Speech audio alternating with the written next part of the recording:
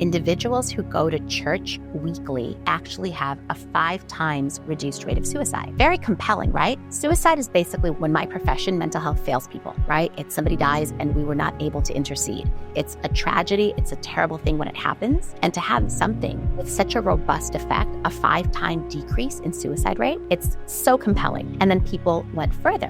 What is it about going to church that actually reduces suicide? And it could be many different things, many different hypotheses, right? Going to church offers community. It offers structure. It offers beliefs about healthy living. It offers many, many other things as well, a connection to spirit. But it was actually none of those. And the thing that was the most compelling part was something about going to church created a moral prohibition against suicide. So people didn't kill themselves because of that. Welcome to Modern Enlightenment, a sanctuary for your soul, where we'll go on a path of personal and spiritual development. I'm Austin Mao. And I'm Chuchu Wang. We are your companions on this journey of self-discovery and spiritual connection. Join us as we delve into the fusion of modern psychotherapy, neuroscience, psychospirituality, and shamanic plant sacrament ceremonies, exploring the transformative potential of psychedelics for the mind, body, and spirit. Our mission is to guide you to a place of profound awareness where emotions can be felt. Together, let's illuminate the way to a brighter, more enlightened existence. Modern Enlightenment, where your journey to inner peace begins.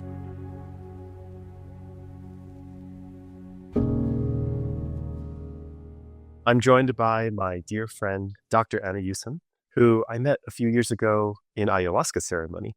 And she's the assistant clinical professor at Yale Medical School, a psychiatrist, and a co-founder of the Yale Mental Health and Spirituality Center that's forthcoming. Also an executive coach, filmmaker, best-selling author. I remember reading your book, Fulfilled, and being really touched. Just all around badass and beautiful human being. So excited to have you on our podcast, Anna. Thank you so much, Austin. It is such a pleasure to be here with you today. Anna, this history since I've known you these past 4 years, I remember that the first time we met is when it was the first time that you had drank ayahuasca. And this podcast is an exploration of the fusion of the old and the new, or rather a modern outlook of how our consciousness works and how we can accelerate towards the path of enlightenment, greater peace and joy in our lives.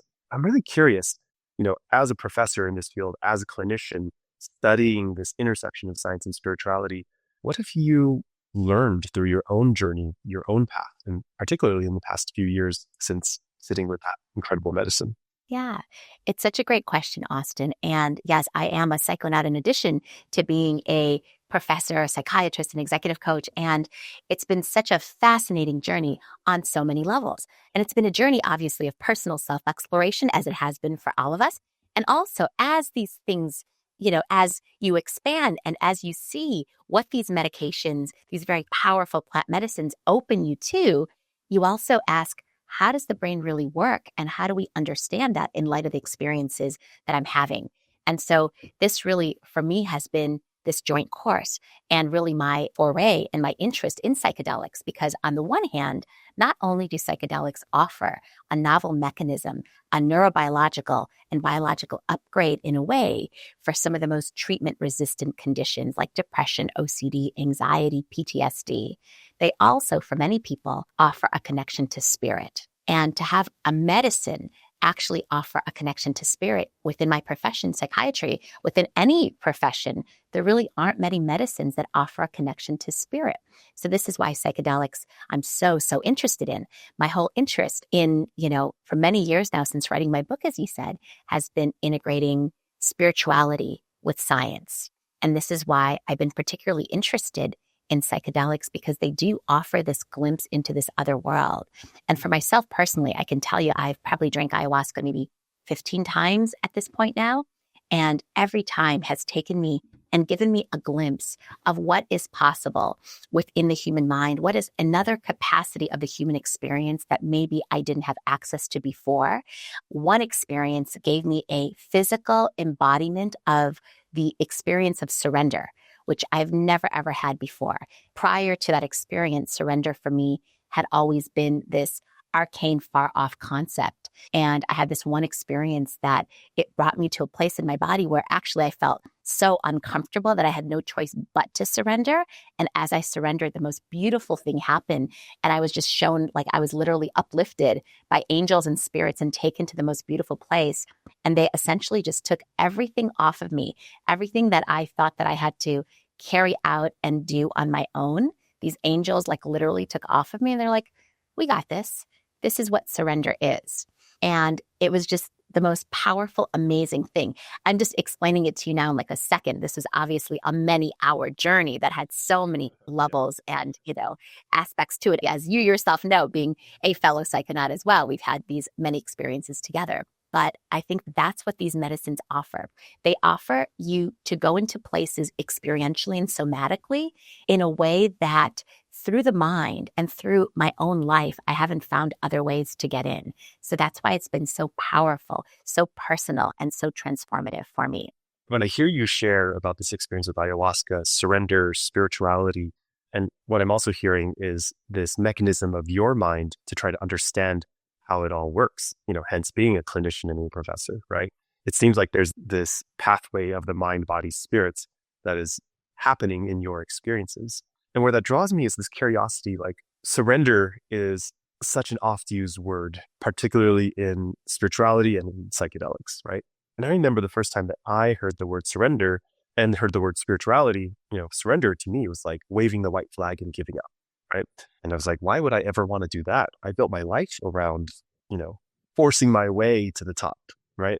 And then spirituality to me meant going to church every Sunday, which is something that I didn't like to do, So I'm wondering if you can speak to that like relationship between surrender and spirituality and what it feels like to actually surrender versus read it in a book. Absolutely. I love that. And I think that you're exactly right. So for many people, the idea of surrender is actually giving up. And I really like what Gabby Bernstein says about it, that it's not giving up, it's giving over. You give it over to a higher power. And I think that, if you can intellectually conceptualize of surrender, that's a great conceptualization. But even so, people have talked about that. I know what the word is. I work with patients on surrender all the time. And for me, there's certain things in my life, a lot of things move forward. We're able to move those things. And then there's certain things, it's like this parable where you're pushing a rock up a hill, right? And your goal or what you're supposed to do is push that rock. When that rock moves, it's not up to you, but what you're supposed to do is push. And as you push, your muscles get stronger and you develop your perseverance, you develop your hard work. One day it moves when the time is right in divine timing.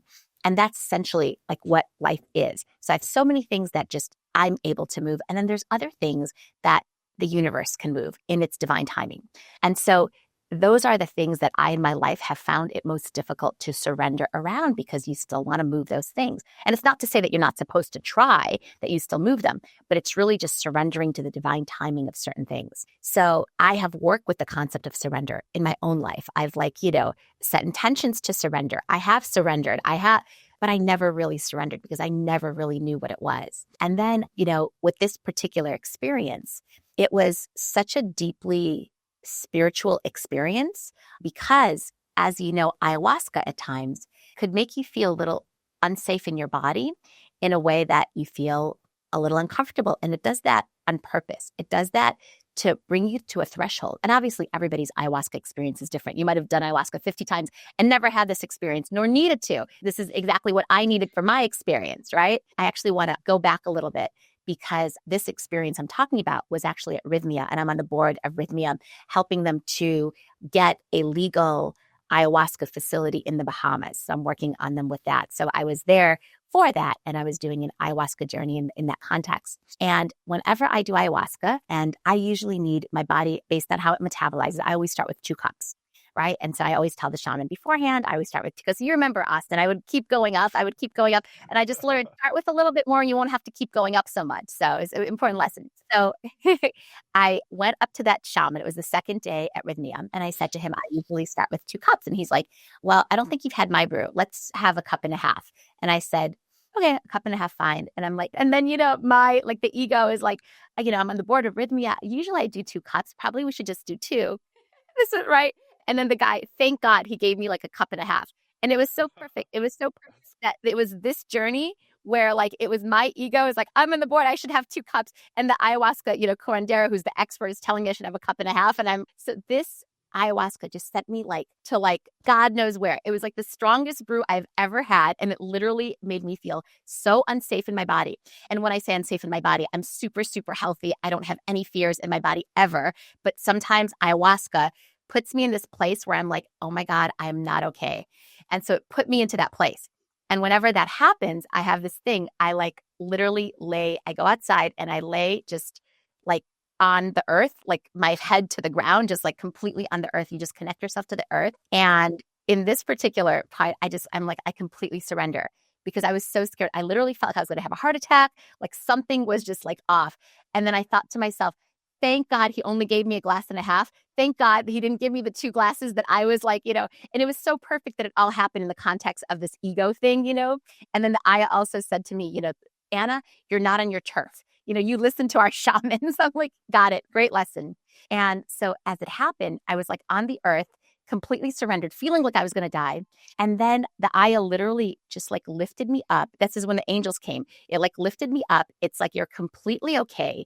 And then it didn't just take this off me. It took like everything off me. You're completely okay, not just with this, but everything that you thought you had to work so hard to create in your life. Let us help you with all of that too.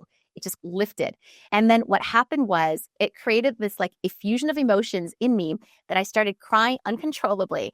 And, there's like 70 people in the Maloka, right? Like, and I'm outside at this point. I'm like, the Maloka. You've been to Rhythmia, Austin? Not Rhythmia, no. Okay, got it. So I'm outside. There's a Maloka with 70 people. You can be outside doing your own things. I'm outside the Maloka, but I'm like starting to sob. And the sobs are so loud that I have people coming.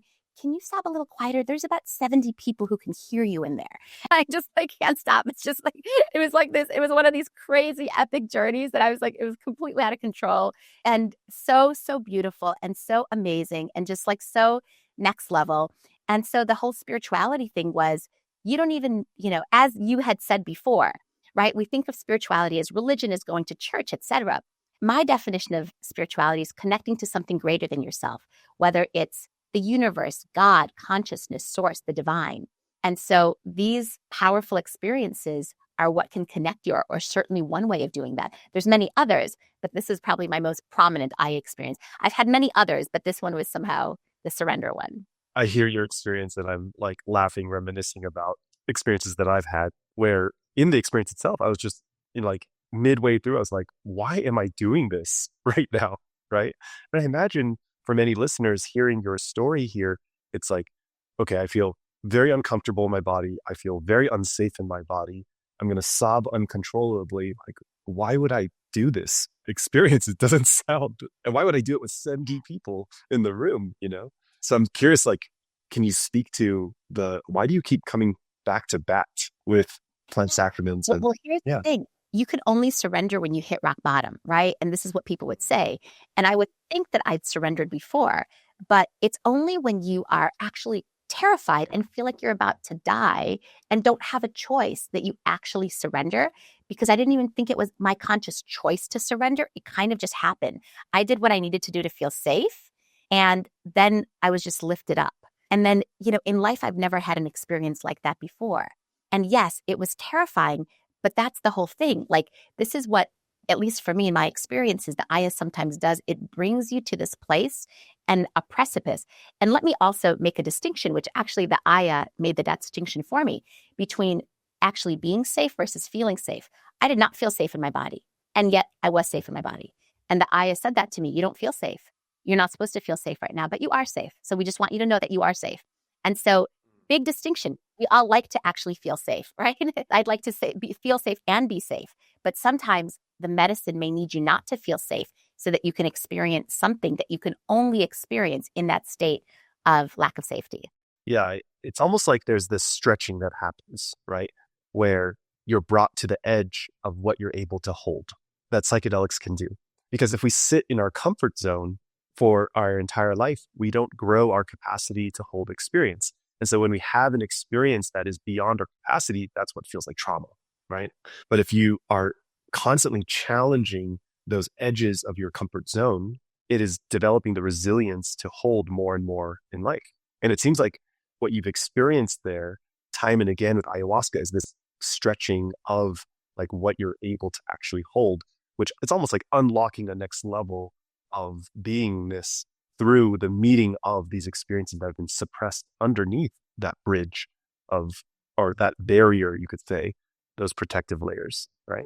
I love that. And that's such a great way of conceptualizing it, Austin. I think that's exactly right and exactly true, that it is essentially showing us other mental, sensory, perceptual states that we as human beings can encounter and can have, like other experiences that we could have that life hasn't yet shown us, that the medicine shows us. And then for us, it's like, okay, you have this. So now how do you work to have that on a more regular basis if you so choose? And I've often found that the states that Aya will show me are indeed states that maybe within 6 months I get to. So it kind of shows me this is possible, go, you know? And then you have to figure out, oh, yes, I remember this state. This is the state that Aya showed me during this journey. So it's a very fascinating thing. It's really like a compass. There's nothing, no other experiences I've had and no other medicines or plant medicines with which I've worked that have had that kind of compass guiding capacity. So you mentioned 6 months, right? And I view that kind of like as an integration period. Some say that we integrate for the rest of our lives. So I'm curious, you have this extraordinarily challenging and also revealing experience where you're hitting a level of spirituality that you haven't experienced before. What happens next? Yeah, exactly. It's a great question, right? Then you go back to work because you have to see patients, you have to write books, you have to do podcasts, you have to, go back to work and integrate it all. And what is integration? Integration is figuring out how this new conception of reality that you have seen fits into your everyday life and what that means about you as a person, what that means about the nature of love, life, and the world. And so it's something that you sit with and grapple with. Some people integrate for months, some people integrate for years, some people integrate for a lifetime. And so these integrations could be very powerful and very potent. And it's really helpful, as you and I know, to journal about those experiences, continue to talk to people, continue to work with your therapist. Like they will come to you at pivotal and important times, but I think that's all part of the integration process. Something that I really love about being with you is the vocabulary that you use. It's like a spectrum, right? There's the medical and scientific vocabulary, and there's also the spiritual or neo-spiritual vocabulary around spirituality and divinity, etc. And I imagine that, we had shared about your past before and how you came to be, Dr. Anna Yusim, but I imagine you didn't start as a spiritual psychiatrist, right? Or I think you started as a psychologist into psychiatry, and then spirituality seemed to enter your life more and more and more. So I'm really curious, in the span of your career, how has the experiences that you have with spirituality been more and more integrated into your research and into what you're bringing forth in service to the world? Yeah, thanks, Austin. It's a great question because you're exactly right. If anyone 25 years ago had told me I would be a spiritual person, I would have laughed. Spirituality was the furthest thing from my mind. I have a mom who was actually quite spiritual, but my dad, very rational, a physics professor and biomedical engineer. And so I was a lot more like my dad, super, super rational. That's how my mind worked. And, my dad's way of knowing was rationality. My mom's way of knowing was much more intuition. And in my family, there's also this hierarchy. And it was like my dad's way of knowing was touted more. It was, placed more on a pedestal. And so that's what I developed. And I went to schools and worked very hard and developed my mind and my intellect. And often to the detriment of my intuition, it's almost like I disavowed that part of myself. And it was only later on, as I got older, that I realized it was actually your intuition that's key to knowing yourself and to your soul and to your spiritual life, that I started to re-enter that part of myself. And it was maybe towards the end of my residency training that interesting and unusual things started happening in my life that I couldn't explain fully through the Western medical model. And then I started asking questions about the nature of life, love, and the world. And I'm like, how does the world really work? Because I was taught that it works in this scientific way, but I'm having experiences and my patients are having experiences of things that aren't working in quite the scientific way that I always thought the world worked. And it was that sort of, descent that led me to plunge headfirst into spirituality and really start to understand that there's a whole other idea of how the world works. with many other principles, certain principles that stand in stark contrast to the principles. Like, for instance, I started studying Kabbalah. That was one of my first spiritual paths. And, I'll give you the one key principle. So in the scientific world, that which can be seen with your eyes and heard with your ears and basically is empirical, that is reality. 100% of reality is that which you can observe with your senses. That's how science is created. Now, in Kabbalah, the idea is actually only 1% of reality can be seen and heard. 99% of reality is unseen and unheard. It's the world of mystery. And so it's like these principles, which are in fundamental conflict in a way, contrast to each other. So I started, right at the end of my formal medical education, my spiritual education began. Wow. So this history of going from the rational mind to integrating spirituality, it feels almost in parallel with what we're calling the third wave of psychology right now, right? Which is psychology in the second wave, evidenced by CBT, was very mental, like if this, then that. And now the third wave has so much more integrated mindfulness and spirituality. And in the center that you're creating, there is psycho-spirituality. And what I just heard you say is that you observed patients that when you approached purely from a psychotherapeutic lens, they were not receiving the results that you expected, and which led you to investigate the spiritual connection and how that can apply to mental health. So I was wondering if you could speak to some of that. Like, how does spirituality impact people's mental and physical well-being?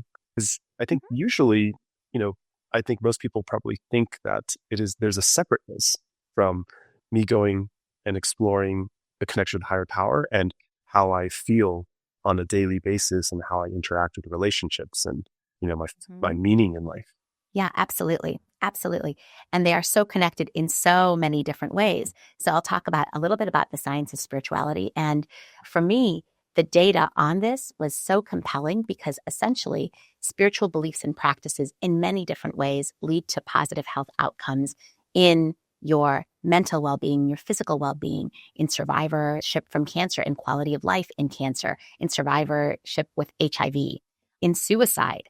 The suicide data is particularly interesting. So it shows, and this is with hundreds of thousands of people, right? Of a data set of hundreds of thousands of people, individuals who go to church weekly actually have a 5 times reduced rate of suicide. Very compelling, right? Suicide is basically when my profession, mental health, fails people, right? It's somebody dies and we were not able to intercede. It's a tragedy. It's a terrible thing when it happens. And to have something with such a robust effect, a 5-time decrease in suicide rate, it's so compelling. And then people went further. What is it about going to church that actually reduces suicide? And it could be many different things, many different hypotheses, right? Going to church offers community. It offers structure. It offers beliefs about healthy living. It offers, many, many other things as well, a connection to spirit. But it was actually none of those. And the thing that was the most compelling part was something about going to church created a moral prohibition against suicide. So people didn't kill themselves because of that. Very interesting. So that's just, some of the data. But it's also been shown that spiritual beliefs and practices, when you have cancer, for instance, improve your quality of life, no matter how severe the cancer is. And when you're hospitalized, if you're elderly and hospitalized and you go to church, and this is church, synagogue, mosque, this has been shown across multiple religions, that if you have some sort of spiritual affiliation, usually a weekly affiliation, you have lower time in the hospital and you have just less general hospitalizations. So there's very robust indicators of people's well-being, their mental health and well-being. The number one predictor of sustained remission with alcohol is having had a spiritual awakening. And the 2 places in medicine, interestingly, where a spiritual model of care is the medical standard is addiction treatment, because AA is fundamentally a spiritually based model, and also end-of-life care when people are crossing over. So the rest of medicine, that's really not the case. And so what we're trying to do is to bring that in. And there's a lot of research showing this as well. And this is also, in addition to the Blue Zones research, the Blue Zones with the centenarians, the people living till over 100 all over the world, and then them going into those regions and seeing what is it about these communities that is enabling people to live to over 100. Well, they identified 9 factors that enable people to live healthily into their hundreds. And one of them was spirituality. And they found that attending a spiritual service, doesn't matter what denomination, once a week, added between 4 and 14 years to your lifespan. Very significant. So that's just some of the data on that. Wow. So in a past life, I was a statistician. And what I'm seeing is this longitudinal, almost meta study formulating that is looking at different avenues of spirituality, right? And how they are impacting well-being in different kind of extraordinary cases, right? Addiction and suicide. And what's so interesting is it seems like what you're also drawing as a conclusion is there is a difference between religion and spirituality, right? There's the spiritual experience, but then there's also facets of coming into community and into support and into values that people hold, right? It's not just the connection to the higher power. It is the structure that is built around that is also supportive of people having better habits and better resilience and so on and so forth. Reminds me of someone that was here that had cancer come back from remission and was dealing with end-of-life anxiety. And this particular person had never used a psychedelic, but under the medicine, over the course of the multiple ceremonies that we held, she was able to have a conversation with her cancer and pour love into it, which is something that she never even thought was possible, right? It was something really beautiful to observe. And something that I'm really with is there is this like a neutrality to the numbers, right? Anytime you work with statistics, it's like Yeah, totally. it's a collection of numbers, but suicide or addiction is such an intense actual experience. And so how do you bridge that gap between the research that where each person's experience just boils down to a checkbox or a number versus like the real world experiences and subjective experiences that people have, particularly with psychedelics? Yeah, I love this question because I think that, as we try, because when I speak to people about spirituality and mental health, the people that I speak with fall into one of three groups. There is the open-minded skeptics, there is the closed-minded skeptics, and there's the believers. The believers are already people that, are in this camp. The things that I say for them are like, oh yeah, of course. And so it's very easy to convince them. I don't even need to convince them. They already believe and they're just interested. And the majority of our audience probably will be the believers. But actually the majority of the audience that I speak to most, and that's my most important audience, is the open-minded skeptics. And this is individuals who maybe they have had some experiences of their own, but with the right data, with the right experiences, with the right convincing, they're open-minded. So their skepticism could turn into being either more of an open-minded skeptic or a believer. And then there's the closed-minded skeptics who don't believe and very strongly believe in not believing. And there's nothing that you say and no evidence, whether personal experience nor data, that can change their mind. And of course, we all know stories of closed-minded skeptics who've had experiences that completely opened them. And then they became open-minded skeptics or believers. So nothing is ever set in stone, especially with powerful medicines like ayahuasca, et cetera. But in speaking to the open-minded skeptics, which is my primary audience, I think that it's important to share both, sets of data, as you say, the personal, deeply transcendent experiences that people can have. And that's sharing my own experience, those of other people, enabling people through their own work to have their experiences, and also showing the science and the data. Because I also know a lot of people who might even have their own experiences, but unless the science supports what they are interested in doing, they're not going to go there. And that's actually the majority of my colleagues at Yale. And that's why at Yale, as we're studying this mental health and spirituality center, it's super, super important that the work that we do in bringing spirituality to the world is supported by very rigorous scientific study. And we're trying to make the study as rigorous as possible because claims, essentially to bring in spirituality, there's a little bit out of a paradigm shift that's happening, right? That the spiritual can heal, that we actually have a soul, that there's mind, body, and spirit, and spiritual experience are uplifting. And there's something in the spiritual experience that can positively affect the body. Those are strong claims to make. Strong claims demand strong evidence. So I think you need to be in between that to have the personal experiences, but also the science and the data supporting it in order to truly convince people. And also realize some people don't want to be convinced and won't, and that's okay too. Yeah. I'm seeing your rational mind and your upbringing applied to spirituality in such a beautiful synthesis. And I'm really grateful for the work that you're bringing into the world. You're absolutely right. Different people need different levels of evidence. The storytelling and the tears is enough. The others are the science and the rigor and the statistics is really necessary. If you provide the buffet of here's all the evidence, both empirical and statistical, like this is, choose your own adventure. And I also imagine in the world of academia, you've probably butt up against a lot of skeptics, right? Open-minded or closed-minded. And so I met some top clinicians studying psychedelics on the mind. And something that surprised me is a decent fraction of them have never used psychedelics, right? And yet they're studying in a scientific context. What would you say to those people that are actually impacting the way that we are studying and promoting this as a mental health tool that are adverse to using it themselves? Yeah, there's a lot of colleagues I have at Yale who fall into that camp, and they fall into that camp for a number of reasons, but one is to maintain objectivity. And I think that there's certainly a use for that. And as you said, the nature of science is neutrality. Obviously, we know that that's not always the case because science is also filled with biases, and we try to do everything to limit the biases. And the biases could be very strong, as we have seen with top journals and COVID publications, et cetera, right? So science by no means is a fully neutral, objective space or safe space in that way. That being said, it seeks to be that. And so there's certainly a space for objective clinicians who have not used these medicines and are only evaluating these medicines through the lens of science. And so God bless, I think that's a beautiful thing. And at the same time, I think that it would be a beautiful thing if these people, if they so chose, and if that was important to them, that they wanted to have their experiences great. And, at Yale, for instance, there is a very strong emphasis, like their psychedelics are studied extensively. And Christopher Pittenger, the co-founder of my center, is actually head of the psychedelics research group there, together with Ben Calmendi.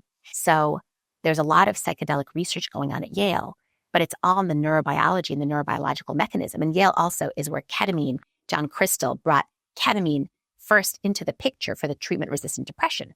So it's like the home of ketamine, essentially. And what Yale doesn't do, which what we're trying to do with the Mental Health and Spirituality Center, is actually add the spiritual side of psychedelic use, because you can study the neurobiology, and that's important. But, a lot of people from an anthropologic and cultural standpoint and from the indigenous traditions will also say you can't really separate these medicines from, especially ayahuasca, from the cultural context in which they're used and the spiritual concept, because they are essentially sacraments. They are holy sacraments for many people. And so here we are taking these holy sacraments full of indigenous wisdom, tradition wisdom, and we're applying it or, fitting it into our Western medical model.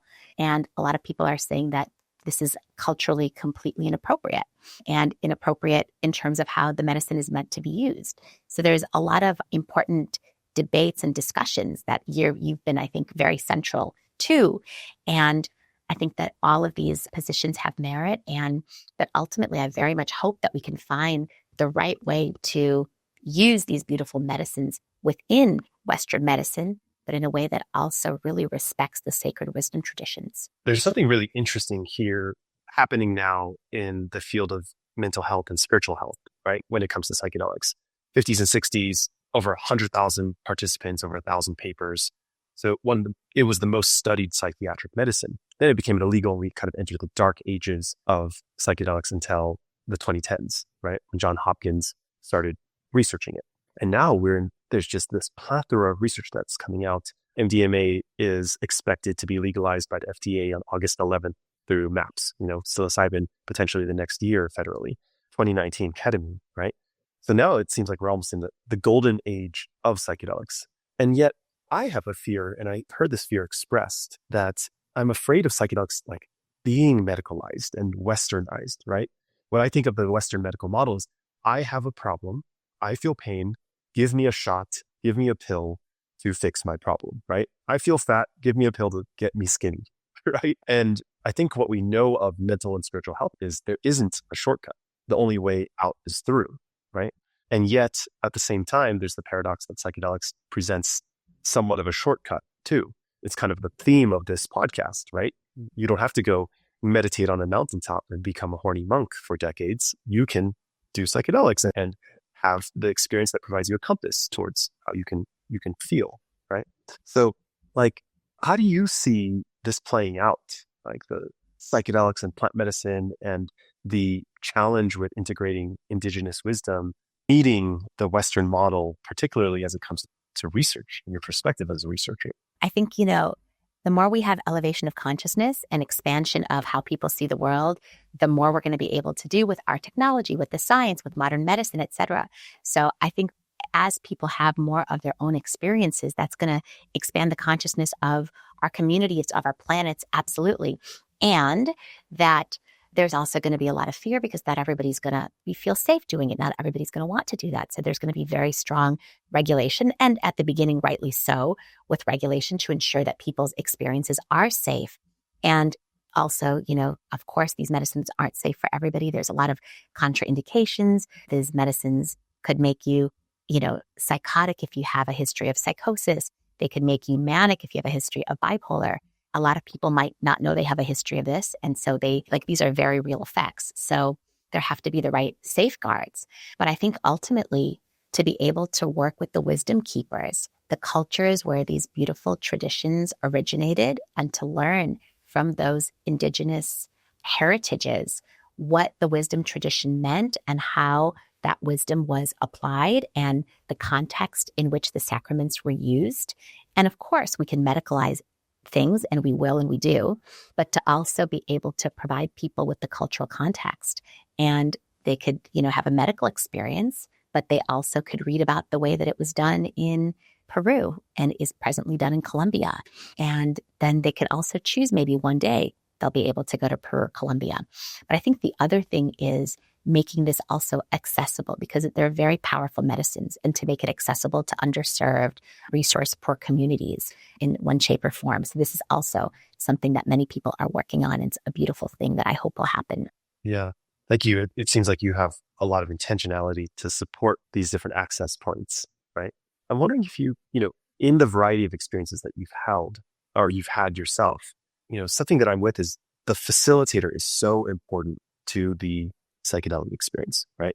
I give talks around this idea of transference, that if you go to a therapist and your therapist is having a bad day, it's probably not going to affect, intrapersonally that much.